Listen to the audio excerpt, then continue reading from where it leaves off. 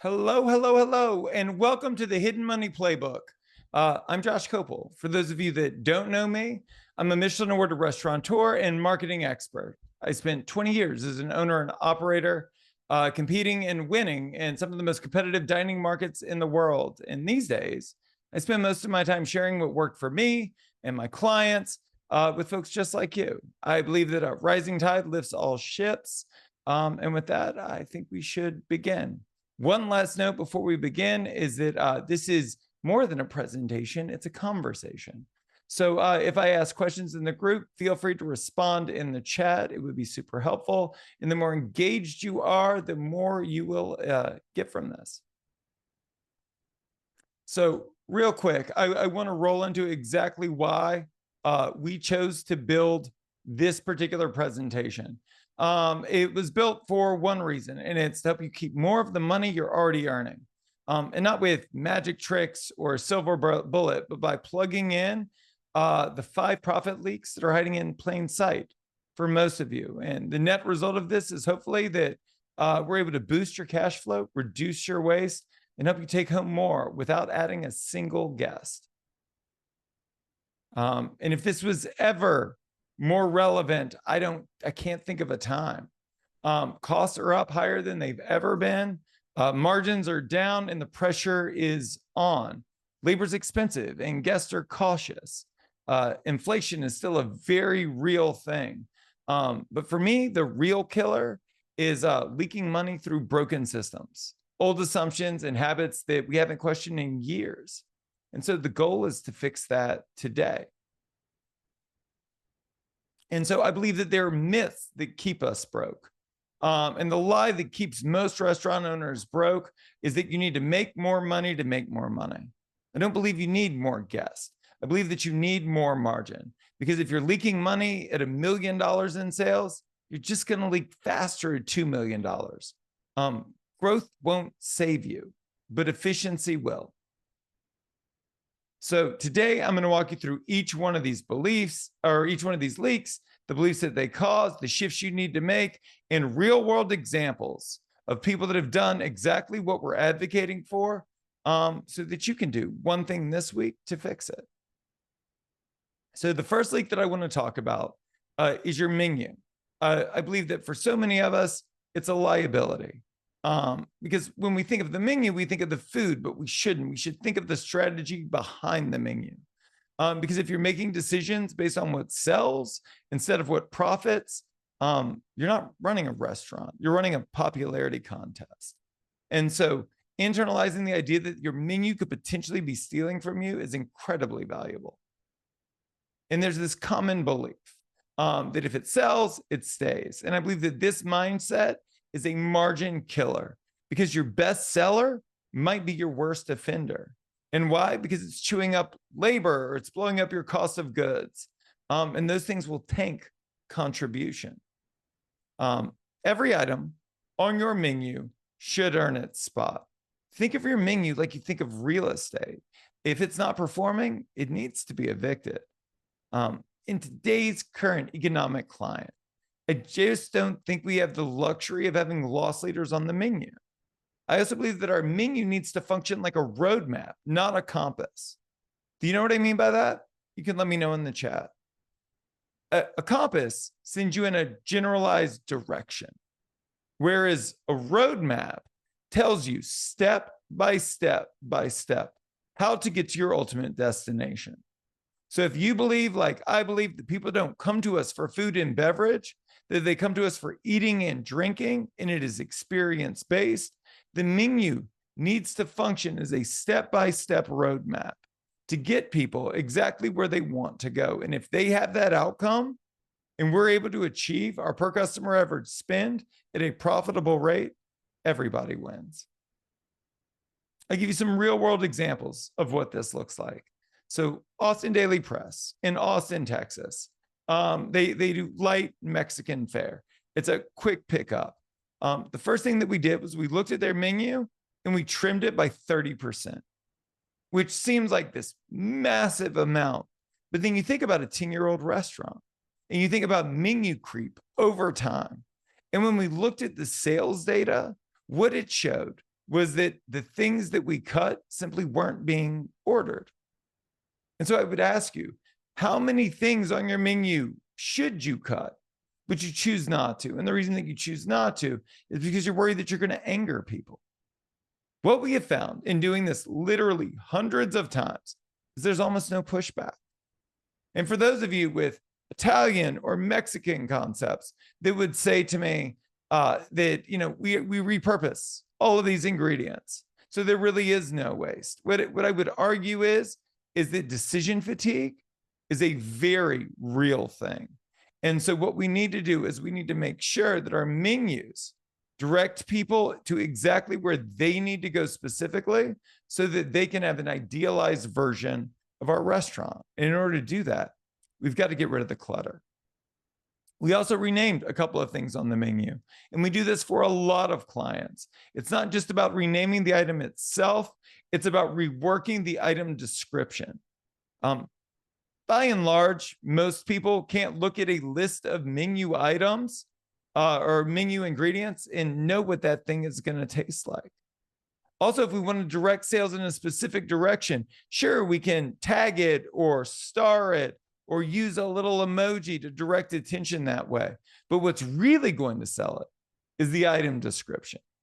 So the other thing that we do in addition to renaming specific dishes is we rework the item descriptions of the items that we want to sell most, making it evocative so that people can feel what the experience is going to be like. The third thing that they noticed almost instantaneously after restructuring the menu was that check averages increased. And the reason that they did was because we had re-engineered the menu to make that 6% increase the obvious choice. And so we did this without hiking prices, with no drama from guests or employees, just through smarter design. Your menu isn't a list of your offerings, it's a sales tool that can be reverse engineered to maximize your profitability and hit your target per customer average spend. And so what we use to do this is emotional sequencing, so that they reorder, rename, and reprice the menu in order to get the outcome that they've designed. And that outcome is built around, again, your per customer average spend. Here's what it looks like. We use copy that sells. We like a headliner and then a one-line format where it is the name of the actual item along with an evocative sentence that gives them a hint as to what's in it, as well as what that experience would be like to eat that thing. As a result, we're not feeding them information. We're feeding them desire. I want you to consider this, Frank. So 80% at minimum of all of your guests that are dining in your restaurant every single day are first timers. They've never been in before. So they don't really know what to eat, what to get, what they're going to enjoy. And so our job is to make that decision really easy for them. They can't look at a menu most times and know what they should order, but they should. So I would ask you, when you look at your menu, is it obvious what you're known for? What most people really enjoy? The order in which they should be getting things? How much food is too much food? We can have indicators across the menu that lead people to order the perfect meal for themselves. And also, as it relates to setting your prices, what we do is we shoot for price and then we reverse engineer value. I'll give you an example from someone that isn't a client, someone that is me. We had a beef rib on the menu and it was $58, if I remember correctly. And I wanted to sell it for more. And by the time we sold the restaurant, that beef rib was at almost $80. So what changed? If the meal itself didn't change, how was I able to get so much more money for it? Well, it went from being a boneless beef rib to being a 36-hour boneless beef rib. And in showing that effort, the fact that it took almost 3 days to make this thing that's sitting on your plate, it increased perceived value. The next thing that we did was we put it on a black plate because it looked better. And so through plating, presentation, and perceived value on the menu, we were easily able to get the money that we wanted, and there was no pushback. So here's what I want you to do. I want you to audit your menu. I want you to look at your top 20 items by gross profit. And I want you to flag your bottom 5. And on those bottom 5, what I want you to do is I want you to cut those things. I want you to rework them or replace them. And you ask yourself, like, what's the worst that could happen here? One of the things I would like for you to walk away from this presentation understanding is that you are best served to think like a marketer, to work like a marketer. And so if we're doing that, we are constantly iterating. You cut those 5 things off the menu, or you rework them, or you replace them, and you relaunch the menu, and you see how it goes. Chances are all it's going to do is improve your numbers. And if it doesn't, just go back to your old menu. But what we have seen time and time again is that no one does this and ends up adjusting thereafter. Let's talk about the second leak. So the second leak is not having a B2B strategy. I think that this is the paradigm shift that you came for, and I think it's going to be transformative in your restaurants. You can't build predictable profit off walk-ins. It's unpredictable traffic. But B2B revenue is a flywheel. We can dial for dollars. We can programmatically, systematically make more money because B2B revenue is contract money. It's weekday money. It's scale. And so when I talk about B2B, I'm talking about business to business sales through corporate events and catering. And the reason that it works, and it works so effectively, is because we are looking to connect with folks that are already doing what we want. So I think we invest a ton of money, a ton of time, and a ton of effort in this industry, trying to compel people to do things that we don't want them, or compel them to do things that they don't want to do. As an example, we run bottom dollar discounts on Tuesdays to convince people to come out off peak. When with B2B, especially corporate events and catering, we're just trying to get them to do what they're already doing.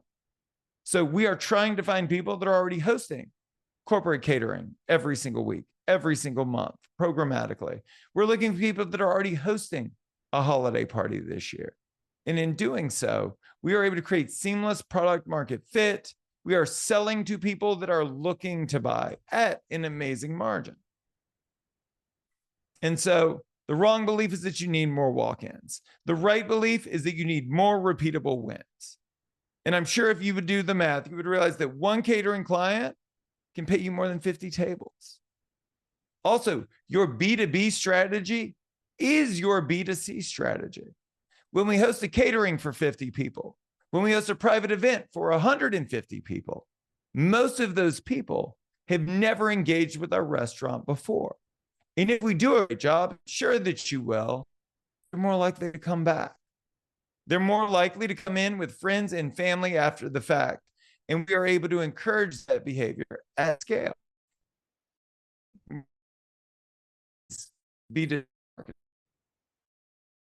And so here's the real shift. We want to sell partnerships, not plates. Because you're not just a restaurant. You're a hospitality partner. You're an advocate in your community. So we need to start acting like it. Who needs your help? If you were to ask me, I think it's office managers and law firms and accounting firms. And the beautiful thing about these people is they have budget. They're ordering catering 5 times a week, and they need variety and they need reliability. Who's hosting a holiday party this winter? Who needs help planning it? You could be that resource for them. And in doing so, you're not selling, you're sharing, you're serving. Here's a real world example.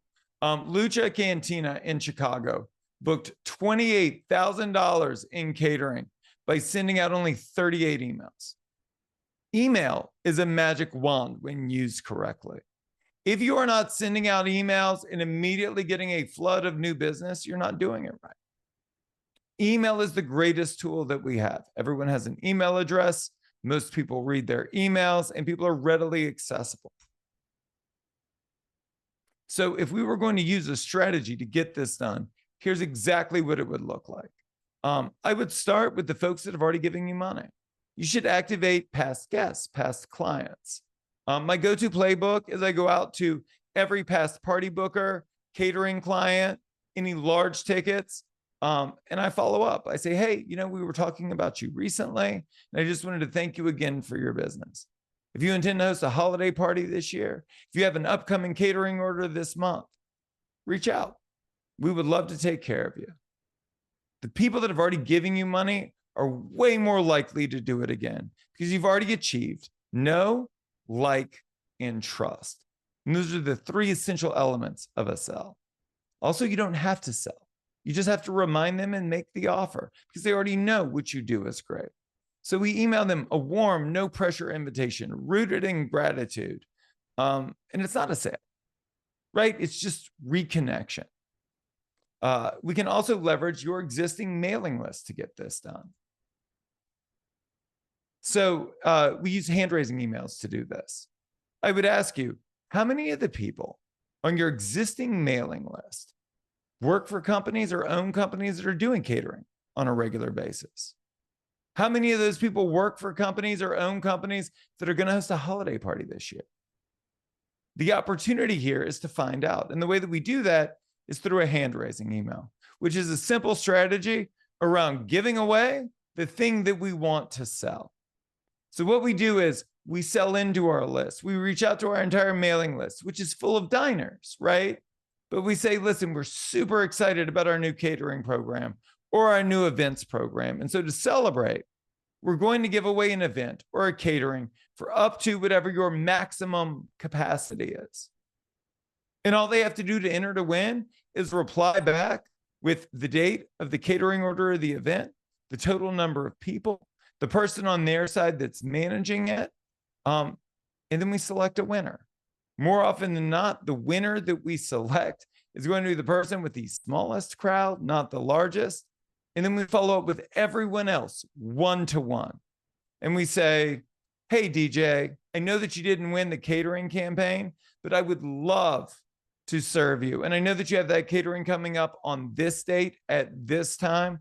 Why don't we connect? We'll plan the whole thing end to end for you, and we'll plus it up to the point where you feel like you won. That's how we build trust. The people feel seen and they feel special and they feel taken care of. In addition to know, like, and trust, the most powerful sales tool that we have is context. And so a hand-raising email where you are able to solicit the date, the time of their holiday party, the number of people that are there, and the fact that because they reached out that they haven't booked anything in yet is a massive opportunity for you to secure that business by serving them better. And so a quick win, if you want to get started on this, is just pull a list of every past catering and event. And if you don't have that data offhand, all I want you to do is pull the top 10 transactions from last year and email them this week, not to sell, just to invite them back, just to see if they were ready to engage with you again based on the quality of work that you have done previously. And for those of you that own franchises, this is a massive opportunity for you as well. I think that the struggle with franchises more than anything is that you don't have deep control over your marketing. It's hard to build lists, right? When you're working with a master franchisor. And it's also hard to get busier when they manage most of your marketing. For me, B2B fixes all of that because we can easily scale up your catering through initiatives exactly like this. You also have more room to move. You can use gift cards. You can use weekday events, bundled lunch drops to build predictable B2B revenue for your businesses. Before we continue, let me know in the chat. Do you have any questions about anything that I've covered thus far?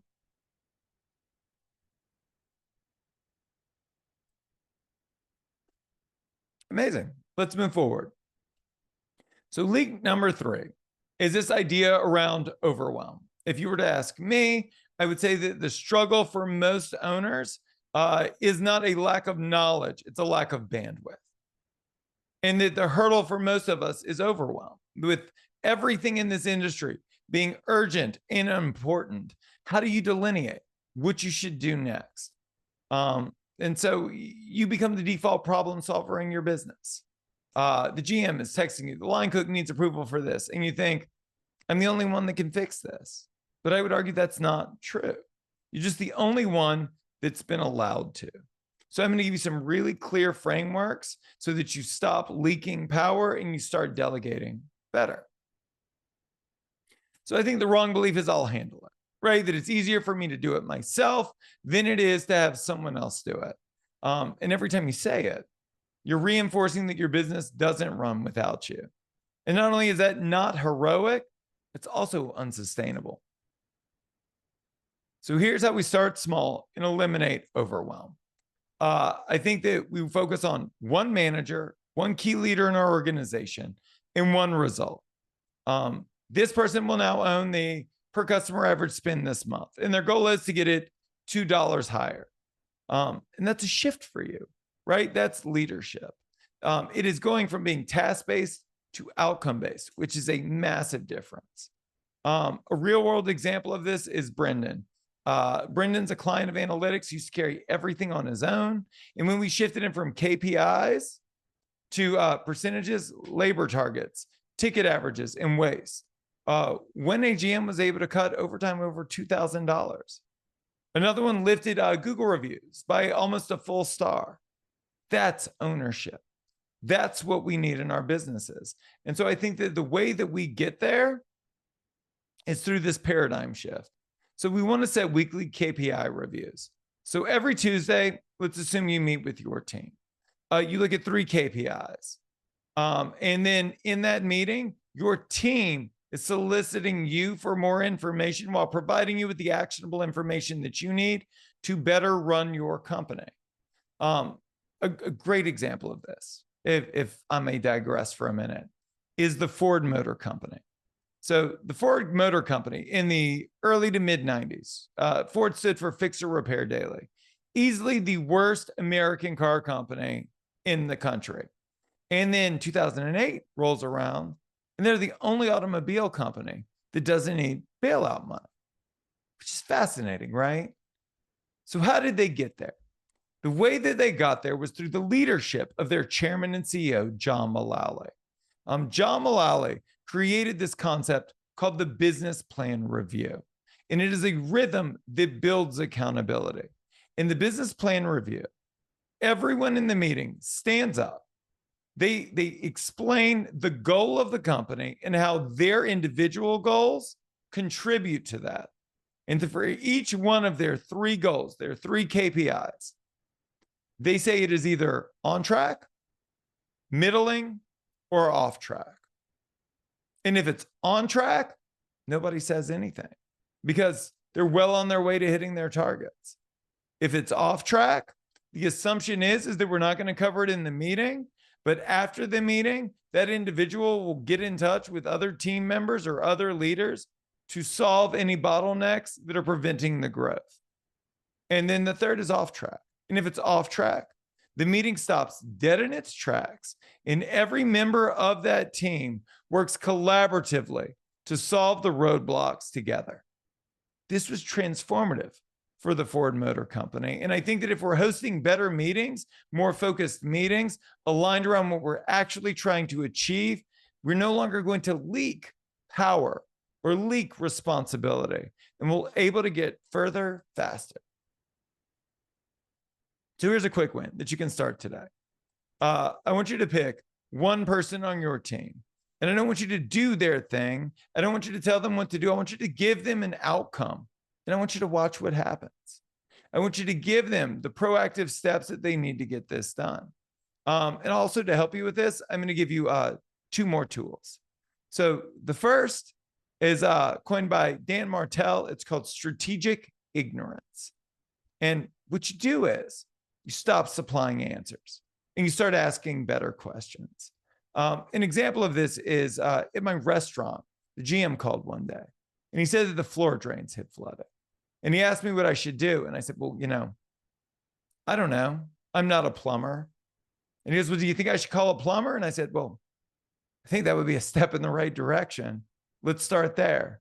And he goes, okay, which plumber should I call? I said, I don't know. Which plumber do you think you should call? And he goes, well, I'll reach out to the neighbor and I'll see if he has a referral. I said, I think that's a great idea. And then he goes, well, okay, well, I'll go call him now. I said, all right, let me know how it goes. I think that if people come to us for answers more often than not, What they are trying to do is delegate the thought and the effort that goes into making that decision. And so what we do is we turn the tables.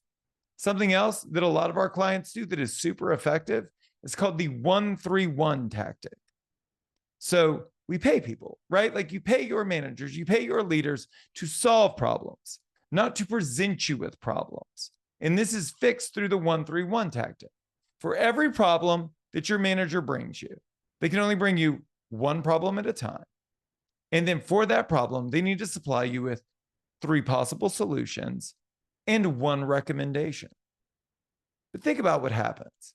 So over time, if they have taken the effort to think clearly about a singular problem so that they can clearly articulate it, they've come up with 3 possible solutions, all of which they think are reasonable, and they've decided what the best possible solution is to start with. Why would they come to you? They wouldn't. They don't need to, because they've already done the critical thinking to solve the problem on their own. And so for multi-unit ops, what we do is we standardize this across every store that you have. Let's talk about leak number 4. So I think that we're looking at the wrong scoreboard. I think that everybody celebrates top line sales. But when you ask how much of that money did you keep, it's crickets. I think the wrong belief is that we had a great weekend. I think that the focus should be on a productive, profitable weekend, because a great weekend of sales with no profit is like expensive cardio. It feels productive, but it isn't. A key thing that I learned throughout my career that we try and impart to our clients is that more work and more money look like the same thing on the front end, but they look very different on the back end. So here's the shift. We want to know, how much profit did each hour of labor generate? And where's the drag? Because this is where margin hides or dies. So here's a real world fix. We had a client that had a top seller on the menu, and it was absolutely crushing volume, but it was losing margin. So what we did was we swapped it out for a cleaner, more profitable item. We directed all of the sales there, and they saw an $1,800 a week lift in profitability with no extra covers, cash in the bank. Now, I want you to think about that number. If the industry average for a full service restaurant is 6%, and we assume you're doing better than that, let's assume that you're netting out 10%. That $1,800 translates to $18,000 in sales with no additional effort, just additional focus. So here's the tool. What I want you to do is I want you to track it. I want you to pull your labor report, and I want you to flag every hour where sales per labor hour drop below $50. Those are your burn zones. Then I want you to adjust accordingly. If we do this on a regular cadence, it will be transformative as it relates to the profitability of your business. And so here's a really quick win for you. I want you to pick one shift this week. I want you to run the numbers. And if labor outpaced sales, I want you to readjust. I don't want you to guess. I want you to adjust based off the actionable data in your business. I want you to think like an owner. I want you to work like a marketer. If we constantly iterate, looking for what is the best imaginable circumstance as defined by financial goals that we've set for ourselves in our business, everything changes. Now let's talk about league number 5, which is just living in the weeds. You didn't open a restaurant to work every line, every shift, every day. As a matter of fact, one of the greatest tools that I think we have as coaches and advisors for you is trying to get you back into the headspace that you were in prior to opening the restaurant. Because you didn't envision 80 to 100-hour work weeks. You didn't envision doing all of the things that anyone else can do. And so a huge part of this is figuring out, like, what does a restaurateur actually do? And then only doing those things, because if you're not doing them, no one else is. So your restaurant doesn't need a hero. What it needs more than anything else is a CEO. Because if you're not doing the work that the business needs, no one is. And so the wrong belief is that you can't step away. You can. People do it every day. I think that there's this groupthink in our industry that nobody makes any money and that everybody's working 80 to 100-hour weeks. But what I can tell you through not only the 500 plus interviews that I've done through my show, but also the hundreds and hundreds of clients that I've worked with over the years, that there are a bunch of people out there that have achieved financial freedom, freedom of time, and freedom of overwhelm. And this is exactly how they do it. The shift is to work on the business, not in it. And the tool that we use is an owner block, where you allocate a couple of hours a week to start with no distractions. We're able to focus on just strategy, systems, and decisions that will move your business forward. An example is AJ. So AJ took 2 hours to work on Thursdays. And in 3 weeks, he built 11 SOPs, removed himself from scheduling, and launched a brand new revenue system. And here's how he did it. It's a technique from Dan Martell, and it's called the 4 C's framework. What he did was, while he was doing this schedule, he recorded the screen. He used an app called Loom. And while he was doing the schedule, he was talking through step by step the thought process that goes into it, the questions that he asks himself, all of the things that he's considering. When he did inventory, he did the same thing. He recorded himself on his cell phone and walked through step by step. This is where I start. This is what I think about. This is how I go about creating PARs.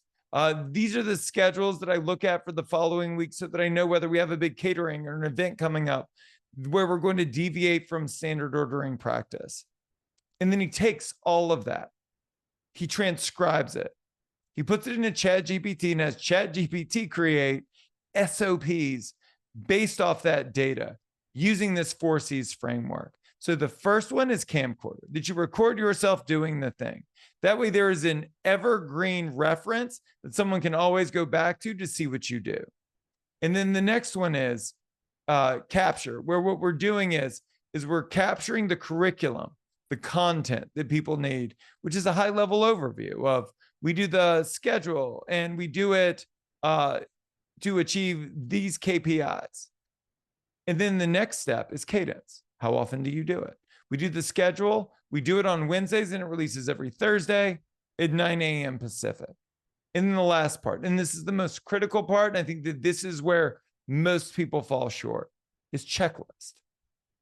So for every SOP that you create, there should be a checklist. And that checklist is rooted in what you would do to check somebody's work. So whether they're doing inventory or whether they're doing the schedule or any one of the other tasks that you're looking to delegate, when you check someone else's work, there's a series of questions that you ask yourself.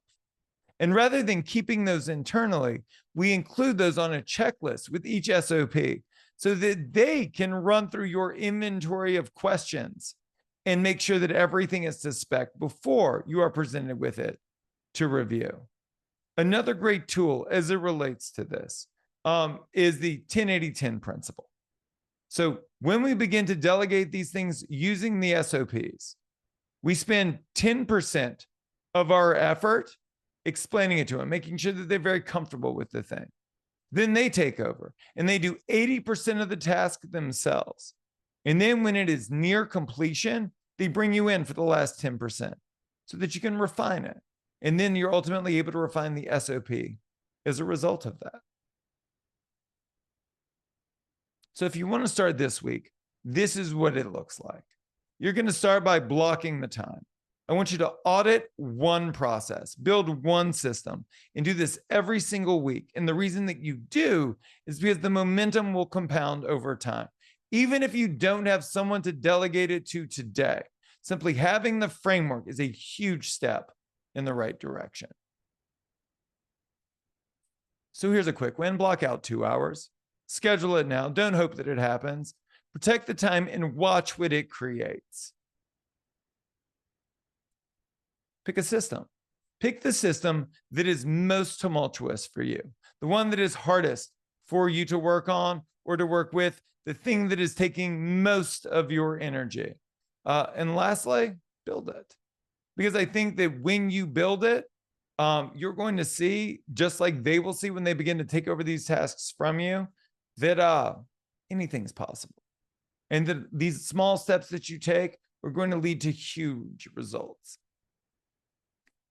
Before we move on, I want to talk a little bit about what we're doing here today and why we're doing it, because I think that that's worthwhile. I think that for too long, accountants and bookkeeping services in our industry have sat shotgun, watching our slow, steady decline as an industry. And I don't think we need more data. I think we need actionable information.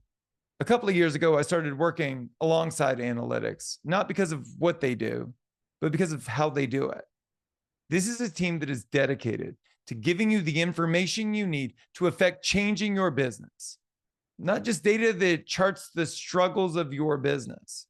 They put this whole thing together end to end to support you and to support the industry. And they've gone a step further.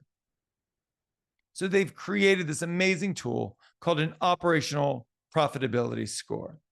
And this is real power, because when you know your numbers and you know the bottlenecks in your business, everything changes. And that's exactly what this is going to deliver. And it's going to help you prioritize the bleeding neck problems in your business today. The report's amazing. It's going to take you 5 minutes to complete. They're going to take your data, they're going to run it through their framework, and they're going to show you specifically, what to fix first. This is based off their best practices from the hundreds of restaurants that they work with currently, and it's completely free. They'll send you a personalized report, and if you want, they'll also set up a call to walk you through it one-on-one. It's free, it's fast, and it's the clearest next step to stop guessing and start scaling. But they cap it because, as you can imagine, this takes a lot of effort. So they do 5 per week. And if you would like yours, go to analytics.com/score, and they'll take care of it from there. And I want to end on a big idea before taking questions. And the big idea is this. It's that every problem in your restaurant today is a solved problem. Restaurants have been around for thousands of years. And I think what is most disheartening for most of us is the trial and error that is associated with trying to solve our own problems, trying to figure it out, when, like, the obvious choice is to realize that all of the problems in our industry have already been solved by someone else at a different time at some point in history. But that should also give you confidence, because it's not about creating a unique solution to your unique problem. It's simply about pairing your existing problem with an existing solution in the market.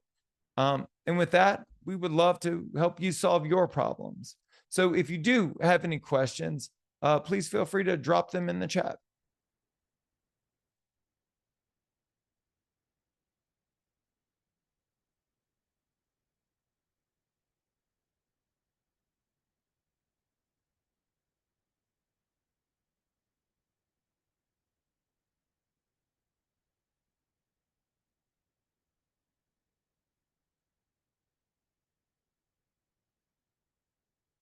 And with that, thank you for your time. We know how valuable your time is. And so we hope that you've gotten a ton of value from this. We'll be sending out a recording of this shortly, as well as a link to the OPS. If you have any questions about anything, please don't hesitate to reach out directly. I hope that this illustrates the commitment that we have to supporting you on your entrepreneurial journey. Have a lovely day.